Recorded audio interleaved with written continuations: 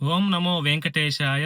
తిరుపతిలో ఈరోజు కూడా ఎస్ఐజి టోకెన్లు అలాగే దివ్యదర్శన్ టోకెన్స్ మిడ్‌నైట్ 12:30 ఆ మధ్యలోనే ఇచ్చారండి. సో లాస్ట్ 3 డేస్ నుంచి కూడా ఎస్ఐజి టోకెన్స్ అలాగే దివ్యదర్శన్ టోకెన్స్ మిడ్‌నైట్ 12:30 ఆ మధ్యలోనే ఇస్తున్నారు. సో టైమింగ్ అయితే ఒకే టైమింగ్ అయితే మెయింటైన్ చేస్తున్నారు. సో ఒకవేళ ఏదైనా టైమింగ్ చేంజ్ చేస్తే నేను అప్డేట్ ఇస్తాను. సో ఈ రోజు వచ్చేసి తిరుపతిలో ఎస్ఐజి టోకెన్లు వచ్చేసి 8,000 రిలీజ్ చేశారు. దివ్యదర్శన్ టోకెన్లు వచ్చేసి 2,000 రిలీజ్ చేశారండి.